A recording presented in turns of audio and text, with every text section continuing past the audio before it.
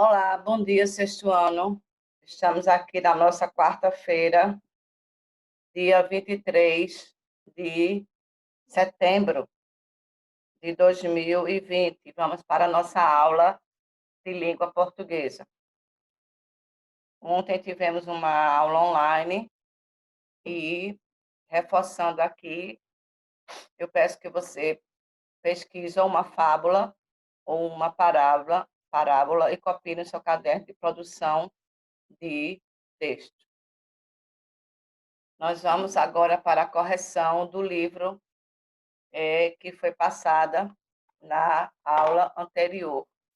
Eu quero que você abra seu livro grosso, tá?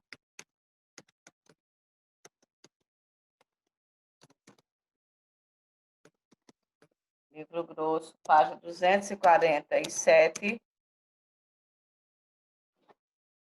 foi passada para casa.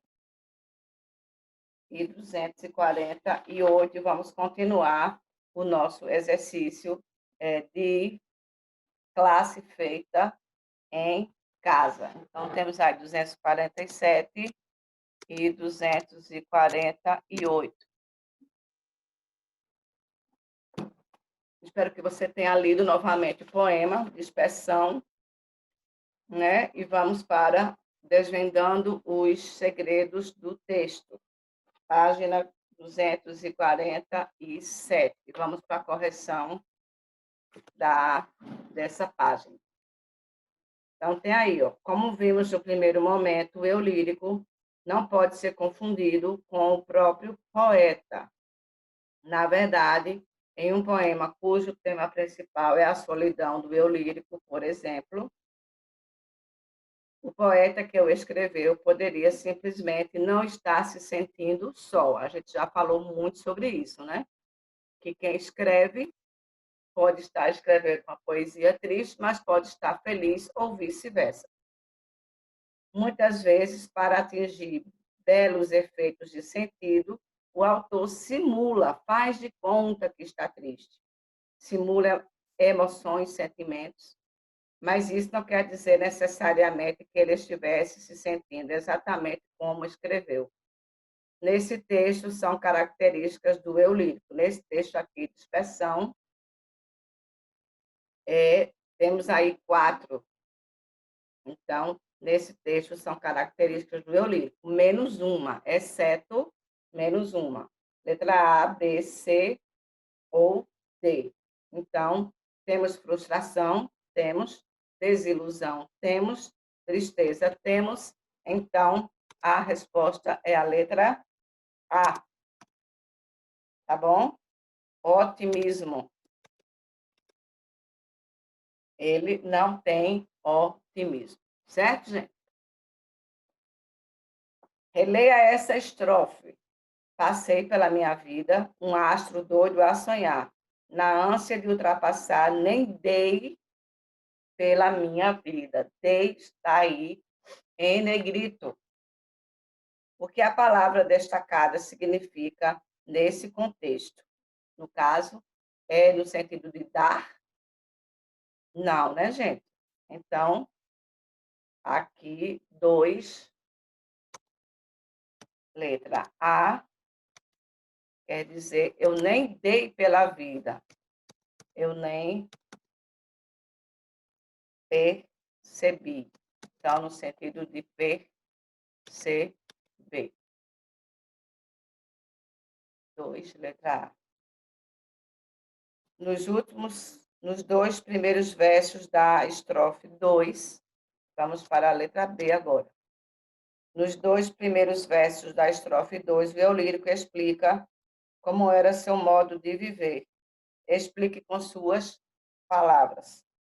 Nos 2 primeiros versos da estrofe 2, o eu lírico explica como era seu modo de viver. Explique com suas palavras. Como é que o eu lírico vivia?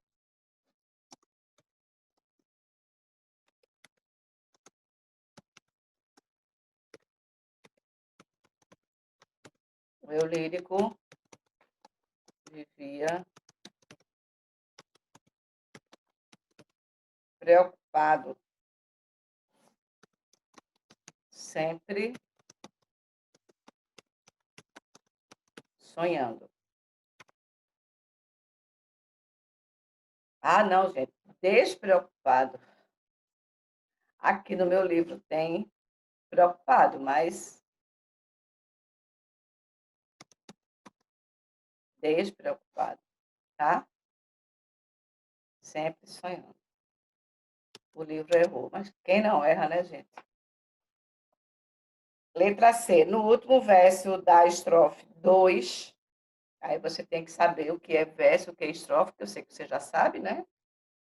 O eu lírico lamenta a consequência de ter vivido dessa forma. Explica o que aconteceu com a vida dele. Ó, no último verso da estrofe 2. A vida dele passou e ele nem percebeu. Por isso que ele diz: nem dei pela minha vida. Sonhou tanto que nem viveu. Então, letra C, vamos colocar aí. Lembrando que esse quadro aí você precisa, não é como o outro. Esse daí eu tenho pouco espaço, né? E preciso apagar. Aí você já vai logo fazendo, tá?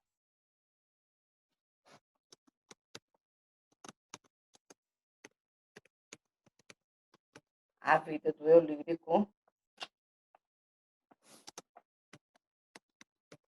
passou despercebida.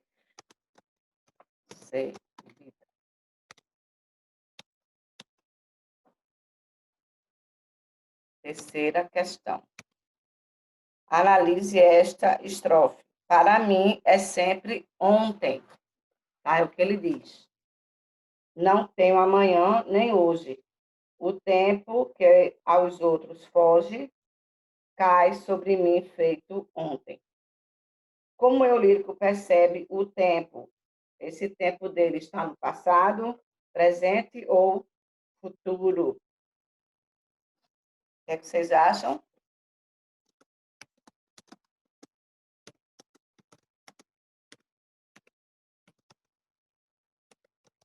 Para o eu lírico, a vida está sempre no passado. Por isso que ele não consegue viver o seu presente. Essa é a terceira questão. Vamos agora para a página 248, tá? Quarta questão, página 248.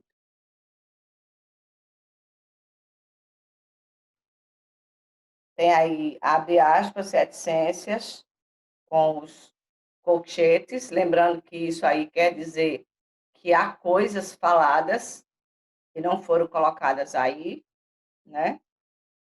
E hoje, quando me sinto, é com saudades de mim. Lembrando que ele fala na primeira estrofe que ele está em um labirinto. Não é isso, gente? Deixa eu anotar aqui logo, pesquisar, senão eu vou esquecer. Fábula ou parábola. Quarta questão. A palavra saudade desse contexto, quando ele fala, é com saudades de mim. A palavra saudade nesse contexto classifica-se como substantivo concreto ou abstrato. Saudades de mim. Então, saudades é abstrato. Por quê, gente? Lembra que eu expliquei para vocês? Abstrato.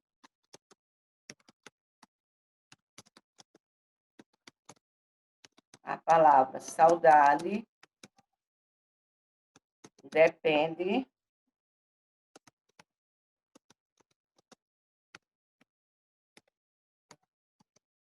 do eu lírico para existir. Se o eu lírico não existir, então não vai ter saudade, não vai ter dor, não vai ter tristeza. São os substantivos abstratos. certo?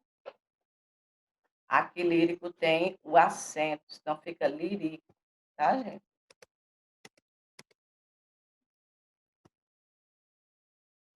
Acho que eu vou ter que apagar. Aqui tem acento, tá? Senão eu vou apagar tudo. Lírico tem acento, a palavra proparoxítona. Quinta questão. Esse poema de Mário Sá Carneiro pode ser comparado ao poema de Léo Cunha, que você leu no início deste capítulo. Não sei se você lembra. O que acontece com o eu lírico de ambos os textos? Vamos lá voltar, gente? Foi tarefa de casa, mas aqui, ó. Capítulo 6, página 232, Léo Cunha, ele fica perdido no cyberespaço. Ele pede para que as pessoas salvem ele. Vocês lembram? Ei, você que está aí lendo essa página, digo este monitor, pode ficar tranquilo, não sou nenhuma marginal, mas eu estou perdido aqui e tal. Então, os dois, o eu lírico dos dois textos se perde. Então, vou colocar aí. O eu lírico dos dois textos. Volta para cá, ó, e pessoal, eu quero ver se eu consigo ajeitar isso aqui. Não consigo voltar. Para botar o acento, mas tudo bem. O eu lírico dos dois textos se perde.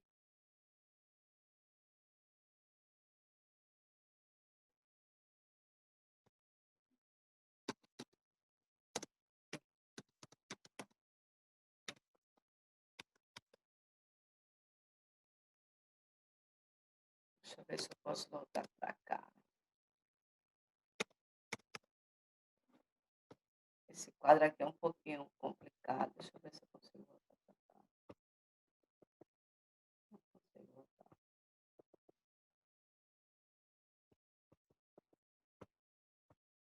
Pronto. Pelo menos ficou um pouquinho embaixo, né? Sexta questão. Como já vimos, os textos podem ser escritos de maneira formal ou informal, dependendo da situação comunicativa. No poema de Léo Cunha, aquele que eu falei, Perdido no Cyberespaço, como é feito, e no de Sá Carneiro, como é feito o registro da linguagem, formal ou informalmente? E aí, gente? No poema de Léo Cunha, vamos botar aí,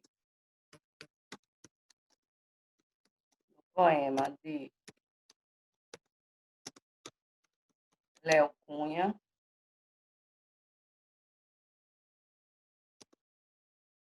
vírgula, né?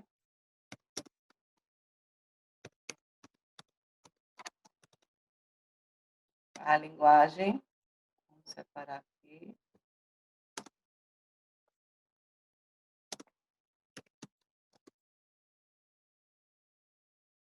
é informal, como se fala. Ele até diz, ei, você que está aí, fica conversando, né? Continuando. Aí você coloca o poema de Sá Carneiro é formal. Não há nenhuma conversa, não há nenhuma gíria. Sétima questão. A seguir, transcrevemos uma estrofe do poema de Mário de Sá Carneiro e o trecho de um poema muito antigo de Francisco de Sá de Miranda, escrito em 1595, muito antigo, né, gente? Compare as duas estrofes.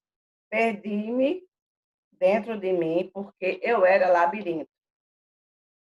E hoje, quando me sinto, é com saudades de mim. Esse daí é de Mário de Sá Carneiro. O mais antigo é esse. Comigo me desavim, sou posto em todo perigo.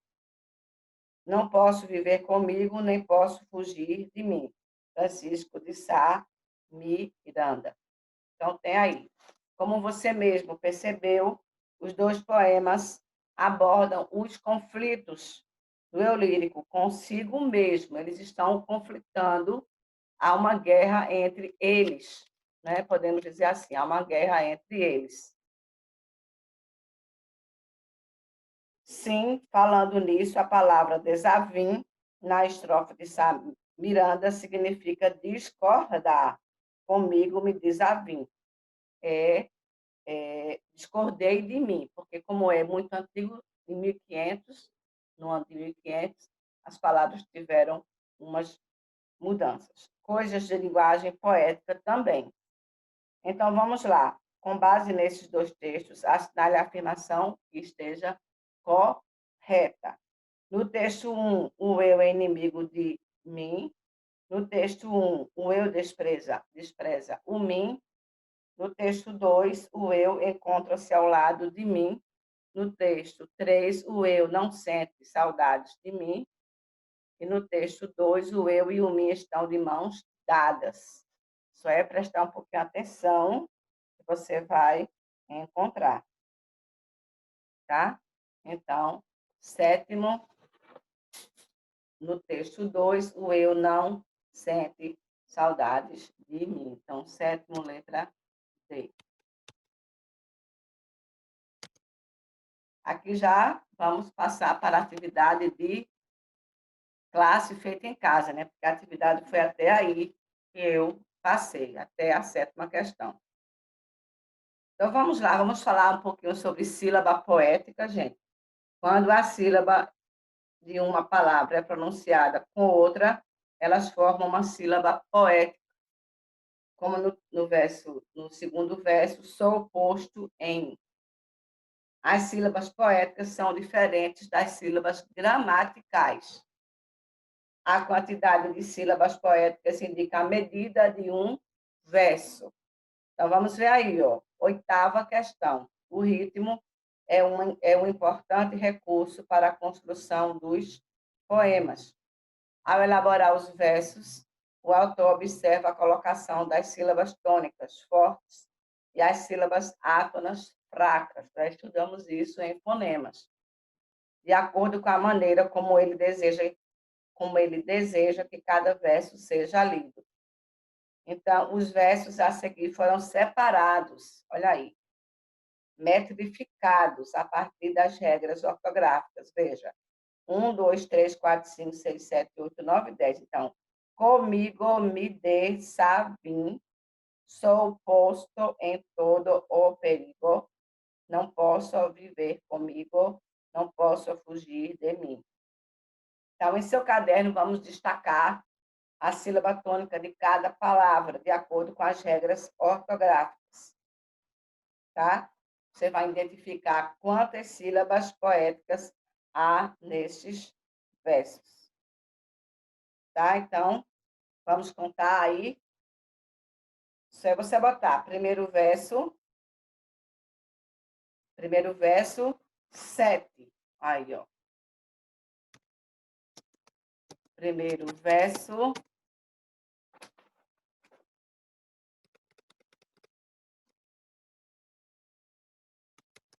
primeiro verso, nós temos quantas sílabas? 7, né? 7 sílabas. Aí, segundo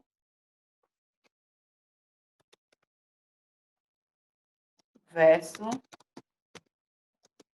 então segundo verso, temos 10. Terceiro verso, temos quantos? É você contar aí. 8. Muito fácil, né, essa tarefa? Quarto verso,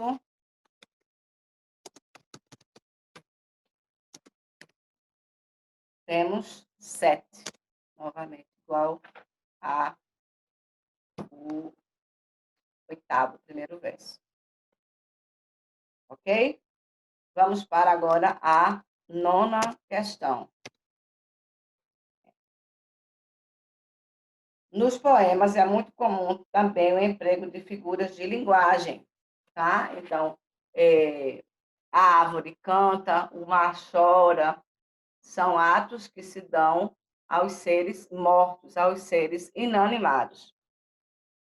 Nos versos das estrofes reproduzidas na questão 7, percebemos o emprego de uma figura de linguagem caracterizada pelo exagero. Qual é a figura de linguagem que dá um exagero, gente?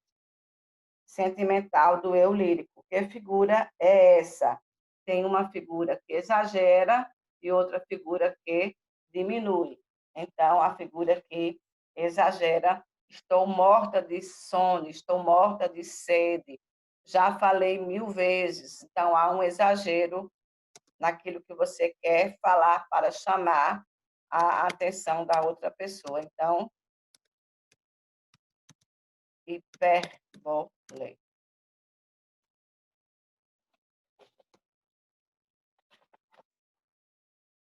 A próxima atividade, no caso, próximo assunto, é o numeral, temos aí a classificação.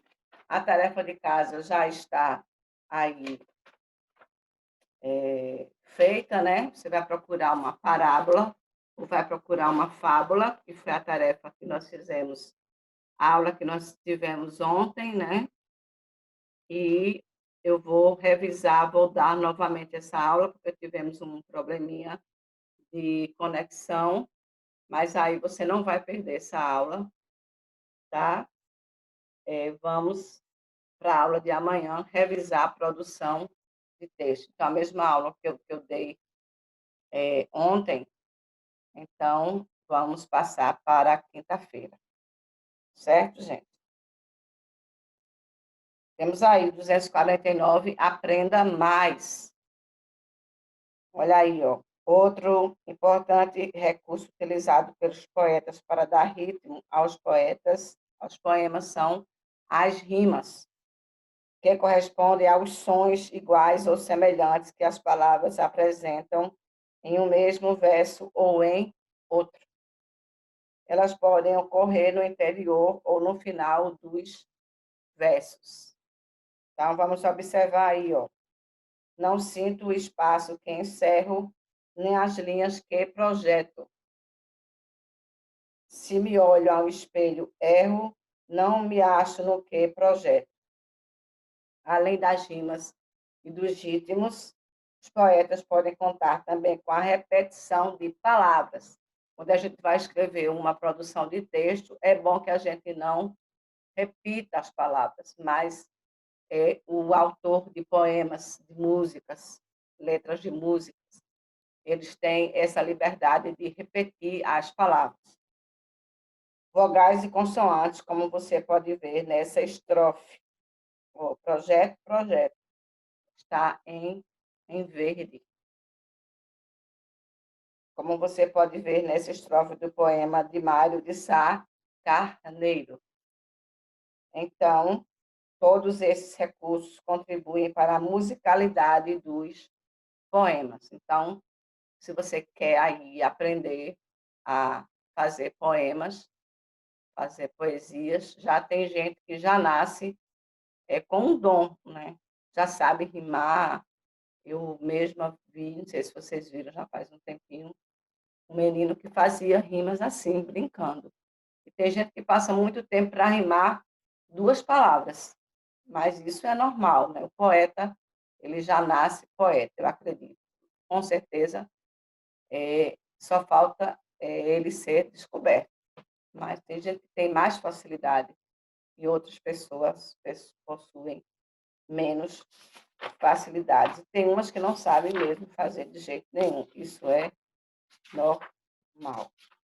Na próxima aula, nós vamos ver o numeral, vamos continuar com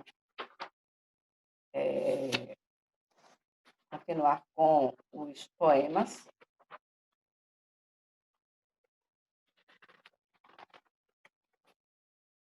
Deixa eu ver aqui. Aqui uma atividade para vocês fazerem poemas. vamos trabalhar com sonetos, né? Vamos trabalhar com sonetos. Então, temos aí muita coisa boa pela frente. Vamos ver o numeral, ideia de número e numeral, a classificação desses numerais. Vamos ver o que é algarismo, numeral cardinal, numeral ordinal, numeral multiplicativo e numeral fracionário. Ok, gente? Então, ficamos por aqui. Um grande abraço e fiquem com Deus.